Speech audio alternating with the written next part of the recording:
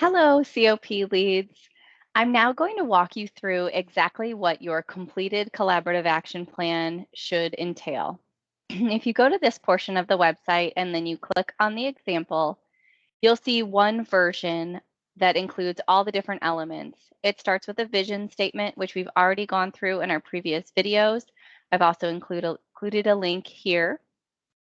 It will also include your aim statement. So remember, the difference between vision and aim is that in your vision statement, this is long-term. This goes through 2023 or beyond.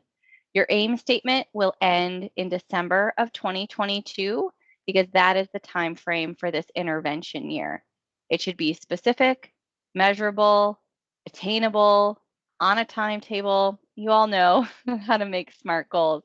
That should really embody your aim statement. I, again, have linked that video here if you need to go back and revisit. And then finally, you're going to outline your evidence-based and informed interventions. So in addition to actually just listing the intervention, we want you to define the activity. And you can go about this in a variety of ways.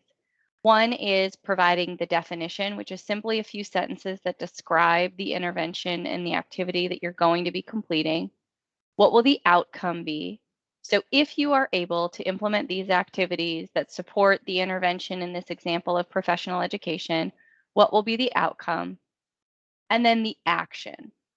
What will you need to do first in order to get started on this activity? So maybe it's collect data, maybe it's complete a survey, maybe it's pull processes.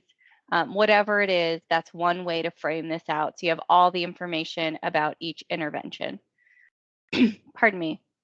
So for each EBI that you've selected, you're going to want to go through this process for each activity. That could mean that under professional education, maybe you have 3 to 4 actions that you want to take under professional education, and you want to build them out in this way so that we're able to see if you were successful and what the end results were. Another way that you can frame up your action plan is by going back to the PowerPoint deck from years previous. And if you'll give this just 1 second while it loads, you may remember the PowerPoint deck that we've used. Sorry about that. And you can follow this format as well. You would have received a clean version of this at the beginning of this process, and you can choose to put things into these slides. This is also really helpful when you're going to be sharing this with other partners or leadership because it's already in presentation form. So you would just want to replace this with your name, and then, the name of your system or your community of practice. Again, your vision statement, your aim statement, your evidence-based and informed interventions go here on the left. And then how you define those interventions and how you'll measure them will go here on the right in these light blue boxes. And then by breaking them down, you can figure out which activity will be taking place throughout the calendar year, and then some additional information.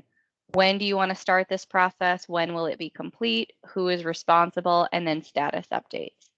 So you have 2 versions that you can work off of. Organizationally, there's no preference as long as the information that we gather is exactly the same.